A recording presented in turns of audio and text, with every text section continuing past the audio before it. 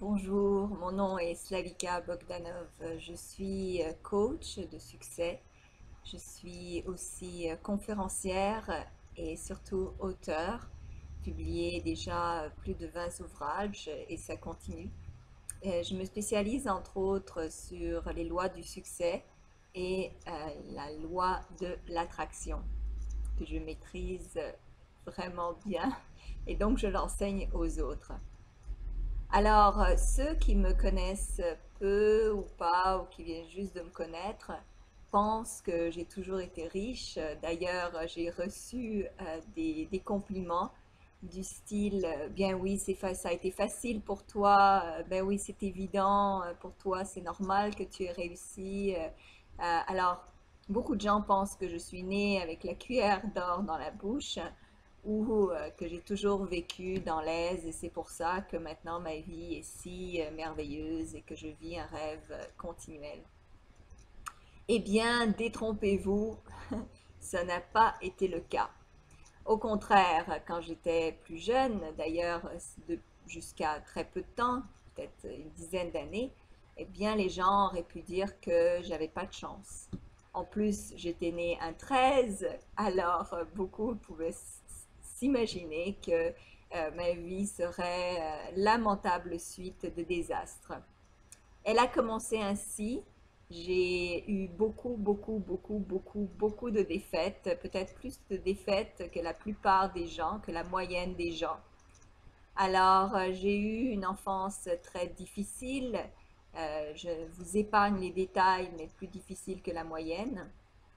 Ensuite, à l'école, eh bien, j'étais plus jeune que la moyenne des autres gens, donc j'étais très studieuse et tout le monde se moquait de moi, donc on m'a même tapé dessus, on m'a maltraité à l'école, on m'a rabaissée parce que j'étais intellectuelle, j'étais pas une des filles cool qui se tient avec tout le monde, mais j'étais le nez dans mes livres parce que j'étais extrêmement timide, excessivement timide. Je n'arrivais pas à parler, surtout aux garçons. J'avais très très peur de parler aux garçons euh, et même de parler aux autres. Alors aujourd'hui, je suis conférencière, donc j'ai quand même passé à travers cette peur, mais à l'époque, j'avais vraiment peur de ça. Et j'ai toujours été dans les livres. C'était comme mon havre de paix. Ensuite, après l'école, eh bien, j'ai quand même vécu deux mariages catastrophiques qui sont terminés tous deux par des divorces qui ont vraiment mal fini. D'ailleurs, c'était des relations qui étaient très néfastes pour moi personnellement. J'ai vécu une faillite, donc complète économiquement, zéro caput. Donc je connais, je sais ce que c'est. J'ai eu du surpoids. Je me suis débarrassée il y a quelques temps, il y a à peu près 2 3 ans, de 30 kilos en trop, même plus. Donc j'avais ça aussi comme problème. Alors j'avais des problèmes de santé, j'avais des problèmes de dos, mon nerf sciatique qui était coincé à un moment donné, c'était catastrophique. D'ailleurs, ça m'a réveillée d'ailleurs parce que j'allais recommencer à travailler. J'étais devenue, euh, j'étais devenue indépendante financièrement et j'ai voulu recommencer à travailler pour une entreprise. Et le matin où je commençais mon emploi, mon dos s'est complètement bloqué avec une douleur aiguë et j'ai compris que tout, mon âme, mon corps, tout résonnait négativement face à retourner sur le marché du travail et à faire quelque chose que je n'aimais plus faire. Donc, je suis comme beaucoup d'entre vous, sinon comme peut-être pire que vous. Donc, j'ai vécu énormément de désastres financiers, émotionnels. Il y a quelqu'un qui m'a fait la remarque une fois, qui m'a dit, ah, mais tu as fait la faillite dans tous les aspects de ta vie. C'était pas très gentil, mais c'était presque réaliste. Et qu'est-ce qui s'est passé? Eh bien, un jour, alors que j'étais au plus bas du bas, d'ailleurs, je ne voyais même vraiment pas d'autre solution que peut-être que de me suicider, mais je trouvais ça trop dramatique, dramatique. Et j'ai vraiment levé les bras au ciel en acte de désespoir. Et je me suis dit, bon, s'il y a une petite lumière au début, dans toute cette noirceur que je vis, s'il vous plaît, montrez-moi cette petite lumière, car je ne voyais que de la noirceur. C'était en fin 2005-2006. Mon père venait de décéder. C'était 6 mois très difficiles où il a vécu un cancer et j'étais éloignée, je ne pouvais le voir que très rarement, donc c'était très difficile pour moi de me rendre à son chevet. Nous avions une relation très très difficile, donc ça me coûtait d'aller le voir, mais ça me coûtait de le voir se désintégrer petit à petit. Et en plus, je ne pouvais pas, dû à mon emploi à l'époque, de faire le chemin assez régulièrement. J'ai reçu un appel à 10 heures le soir, donc mon père allait très très mal, qu'il était sur ses derniers moments. Et j'ai pris la voiture avec mon ancien mari. Nous avons conduit jusqu'à son chevet et à mon entrée dans l'hôpital, donc je n'ai jamais pu le voir.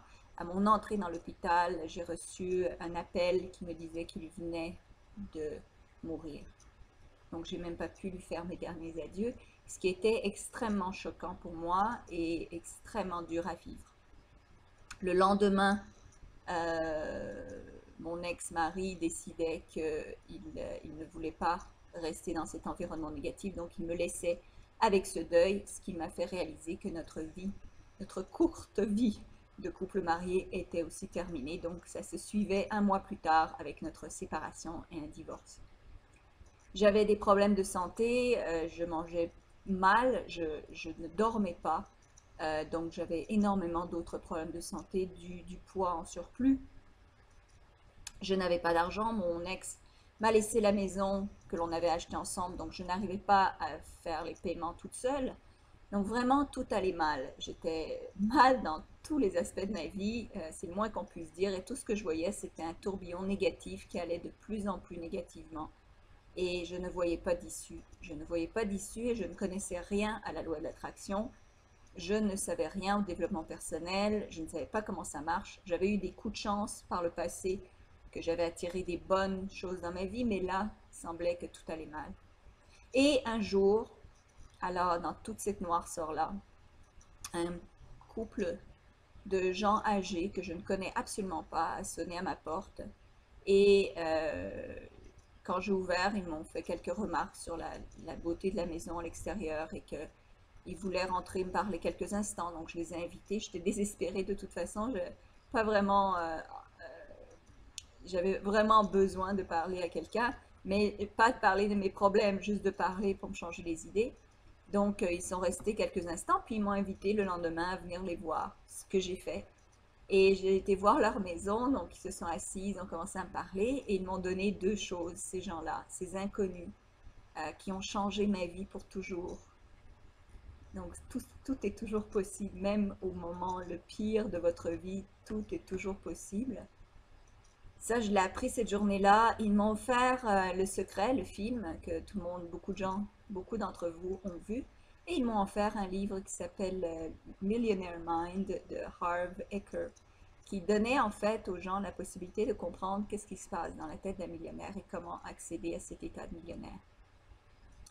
Alors recevoir un livre de Millionaire Mind alors que j'étais au bord de la banqueroute, que je venais de perdre mon père et que j'étais en processus d'un divorce assez compliqué, difficile, euh, c'était à l'opposé de ce que je pouvais imaginer de possible dans la vie de quelqu'un. Non seulement de réussir, au moment où j'étais, dans l'état où j'étais, je ne pensais jamais que je pouvais réussir un jour, mais en plus d'être millionnaire ou d'avoir énormément d'argent, ça sortait de ma logique et de ma conception de la réalité. Et puis, j'ai lu le livre et je me suis dit, de toute façon, j'ai rien à perdre. Le livre commençait par dire que vous n'avez, ne croyez pas à ce que je dis, mais testez-le et vous verrez bien si ça marche. Alors, je me suis dit, j'ai vraiment rien à perdre, donc je vais faire tout ce qui est indiqué dans ce livre et puis on verra bien.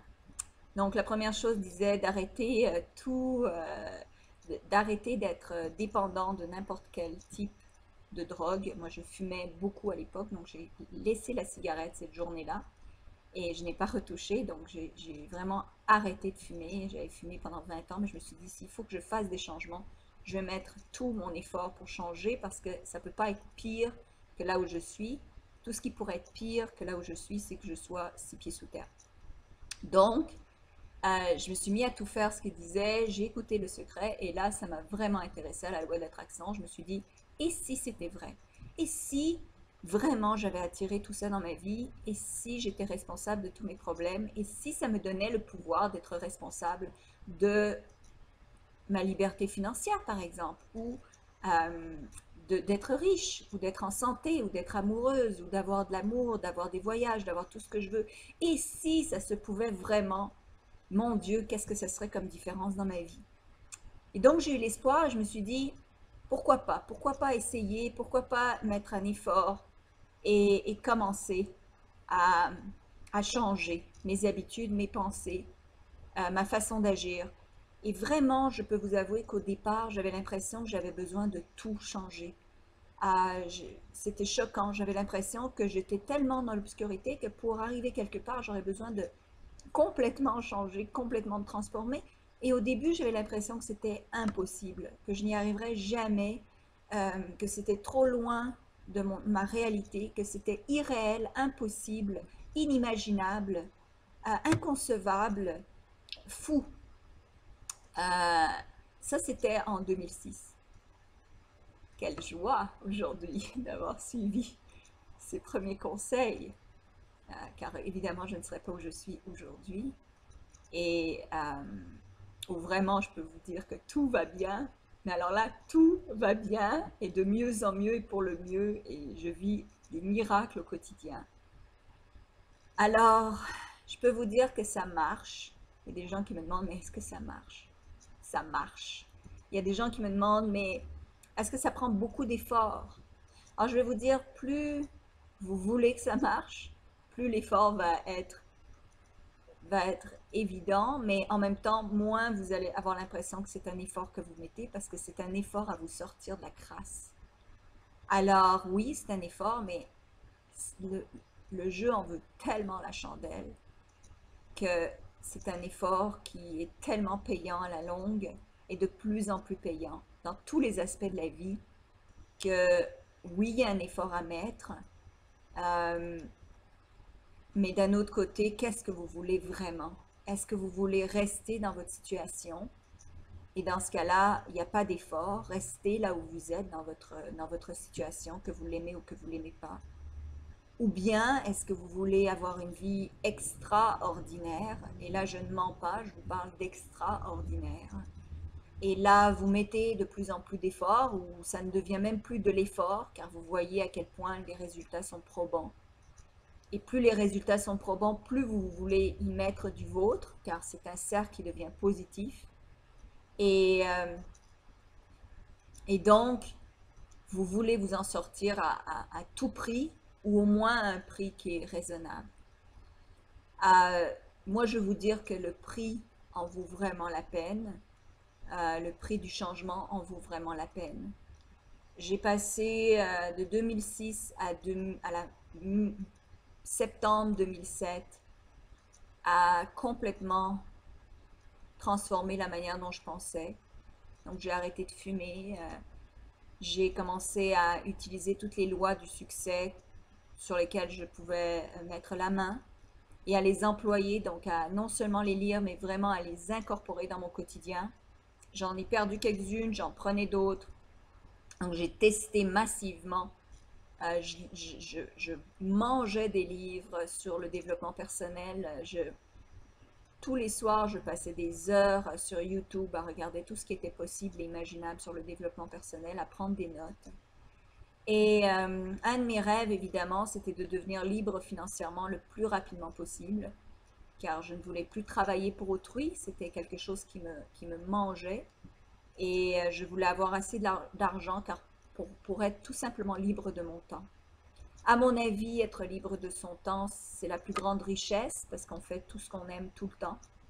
Et je voulais faire ce que j'aime le plus, ce qui est d'écrire, de peindre et d'inspirer les autres de différentes manières. Et donc, 3 ans plus tard, donc en 2009, je me suis réveillée un matin, le 15 septembre 2009. Et quand je me suis réveillée, je me suis aperçue que j'étais libre financièrement. J'étais passée d'un négatif, une valeur négative, donc vous pouvez calculer votre valeur dépendamment de tout ce que vous possédez et tout ce que vous devez.